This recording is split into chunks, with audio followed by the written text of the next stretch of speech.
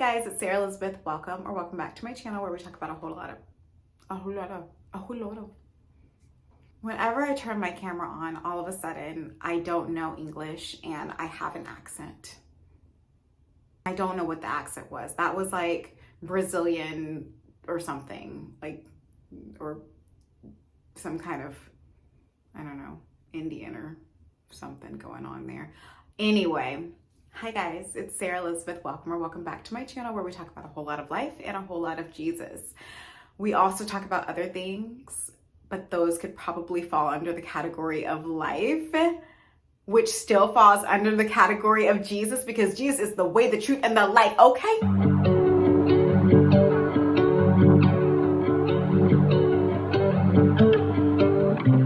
Okay, so last Sunday it was Mother's Day, which is such a beautiful day to celebrate our mothers, even though our mothers get to be celebrated every day, or should be celebrated every day, because they are the heartbeat of the home. I know my mother is the heartbeat of the home, and my heartbeat personally. I'm super close with my mom. I was also super close with my grandma, who is resting in Jesus, and Mother's Day is a little sad because I used to always wish both my mom and my grandma a happy Mother's Day and try to do something sweet and special for them both, but I don't get to do that for my grandma anymore.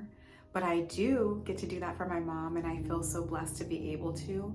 And speaking of Mother's Day, though it's such a beautiful day for so many, it's also a really sad day for so many. And I definitely want to acknowledge those who are hurting that day, because I know several people personally who had a really hard time, a really hard day, including my mom, because she lost her mother, which was my grandma. But I also wanted to talk about another aspect of hurt on Mother's Day that we don't think of. We do think of the mothers who are no longer with us. We do think of the mothers who have lost children. We do think of the mothers who have strained relationships with their children. But I think we miss one category of mothers. And those are the mothers who know that God has placed on their hearts, or placed in their hearts, the strong, sometimes even overwhelming desire to be a mother, but have never had the opportunity. We forget that those are women with wombs that have always been empty. And even though that cannot compare to a mother who has lost a child and is childless because of that, we can't ignore the fact that it's still a painful experience. It's still a trial to want to be a mother and not get to be a mother. Not saying that it won't happen, but you still have to live through every Mother's Day until that point, when and if it ever happens. I happen to be one of those, and just being completely transparent, because I'm trying my best to be transparent on this channel to the best of my ability while not compromising my mental health. So that being said, some things I will for sure keep to myself, but slowly but surely I'm sharing more. And it doesn't take long for someone to know that I want to be a wife and a mother. Within just minutes of meeting me, you know. And I'm not ashamed of it. Once upon a time, I was kind of ashamed of wanting those things, because the world tells you to be a boss babe. The world tells you to get the bag and get your career going and do this and do all of that first, because you can do all that later. And I just wasn't raised that way. I didn't have that thought process. Even though I went and I accomplished many things, but I always did it with the desire to be a wife and a mother. I never, ever lost that desire. I didn't go and get my doctorate because I wanted to be a career woman. That was absolutely not the case. And in fact, I would have actually not gone that far had the opportunity to be a wife and a mother presented itself. So, but that's a whole nother conversation for another time. Anyway, my whole life, I was always told, oh, you're gonna be the first to get married and have kids. You're gonna be the first one out of my friend group. But then when it doesn't happen, when years go by, when you're 21, and yes, I know people were like, 21, that's so young. But I thought I was gonna get married at 21, you know? And when 21 goes by, and then 22, 23, 26, 28, 30, and then 31, and each year you're experiencing another Mother's Day, and you're so excited to celebrate your mom and all the mothers around you, your friends who are moms, and you still have not experienced what it's like to be someone's mother, knowing that that was actually your dream. Yes, shocking. I am not a career woman. I have a career, but my dream has been to be a wife and a mother. That is a dream that the Lord has placed on my heart, but has not yet fulfilled. And as the years go by, I have to just continue to trust. I have to continue to keep the faith, and I have to continue to struggle because it's still hard. It's hard to want something that you see no evidence of.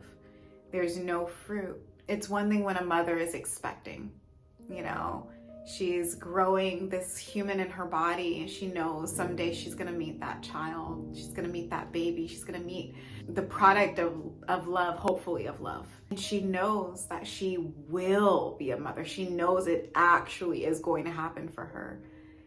Even if, God forbid, that child is a stillborn, she still was a mother. Whereas when you haven't even had that experience, you don't know if you ever really will be a mother. You have it in your mind and in your heart. You're like, I'm a wife, I'm a mother. I know it. I know it in my spirit. I know it in, you know, I know what the Lord has told me, but you actually don't know. You just have to have faith, which we know faith is the substance of things hoped for and the evidence of things not seen, which means that faith doesn't only just say that it will or it can. It says that it's already done. Faith gives you that assurance, but there's still that little bit of doubt that says, well, what if it doesn't happen? What if I live my whole life hoping and praying and having faith, and it actually doesn't happen? I wish that I could conclude this video with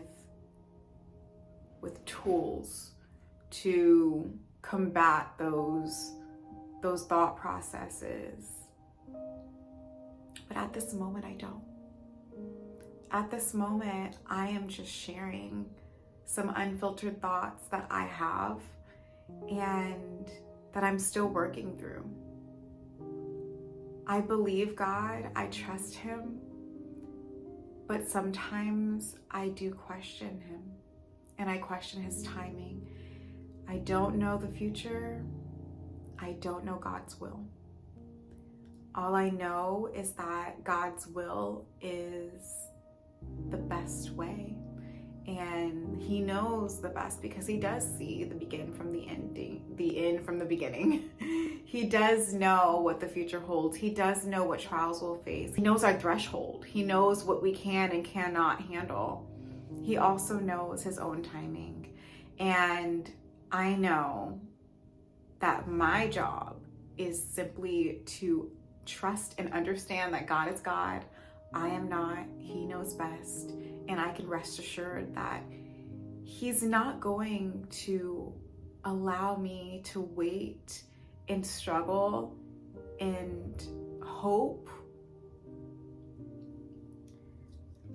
with in vain. He is a God who fulfills his promises. And I'm not saying that he promised that I would be a wife and a mother. He actually never promised us marriage. He didn't. And let me just add to that, because if that doesn't make sense to someone, I'm not going to have anyone's child outside of marriage. God has an order. And that's not to say anything about those who have done it in a different order. But for me, I am going to wait to do it in the order that God has established. Marriage first, children second. And that is why I do not have kids. Because of God's structure and the way that God has called us as Christians to live our lives, and the boundaries within relationships that we are supposed to have, which we will talk about that in another video. Anyway, back to what I was saying. So I know that God has a reason. He doesn't do things in vain. Everything that God does is for our good. And if God says to me, Sarah, actually, that's not for you, the thought of that is painful. The thought of that is scary. But even if he were to say that, then I know that he is good even in that. I know that God, he says in his word, no good thing will he withhold from those who walk uprightly. So there are two things that I can question in that moment if God were to say that to me. Is this good? Or am I not walking uprightly? Sometimes God withholds blessings from us because we are not ready to receive them. Because we would take them for granted. Because we wouldn't even recognize them as blessings, because we don't have the spiritual maturity and wherewithal to know that this is a blessing. And so I am going to allow God to grow me in my walk with him during the wait. This wait will not be in vain. Time is going to pass by regardless. It might as well pass by and I grow and change for the better and evolve into the person that the Lord wants me to be, which I'll continue to evolve to be better.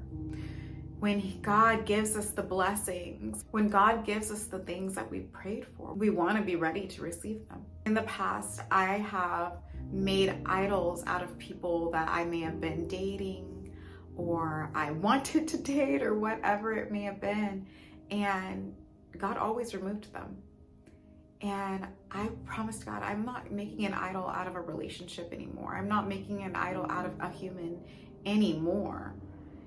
And maybe if God knew, maybe if I hadn't grown enough, maybe if I'm still at the place where the Lord is like, if I give you your husband now, you're going to worship him. You're going to make him an idol. Then I'm not safe to receive that right now. Then I haven't grown in my walk with him enough to make sure that I don't place my husband in the role of God, in the position of God in my life. God, husband, family. That should be the order. But if I'm still in the mindset and I'm still in the place of my life where I would distort that order and it would be husband, God, family, or husband, family, God, then the Lord knows that I'm not ready to receive. That I'm not ready because I will mishandle the blessing. I will mishandle. I'm not saying that that's the reason. I'm not saying that the reason why God hasn't given me my husband or God hasn't given you your husband or your wife, that is because of that. It could be that the Lord is still working on them. It may actually be that you are ready, but they are not ready. We just don't know. And it's not our responsibility to know or try to find out. Our responsibility is to trust and obey. To trust and obey, just like the hymn says, trust and obey, because there's no other way to be happy in Jesus but to trust and obey. So back to God, not withholding anything from those who walk uprightly. No good thing will he withhold. If he's withholding it, it's not good right now. But when he does give you what you're praying for, you want to be ready.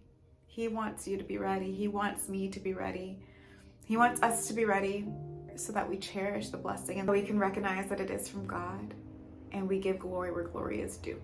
So for all of my mothers out there, happy belated Mother's Day. I hope that your day was special. You deserve to be celebrated. You deserve to be loved. You deserve all of your flowers.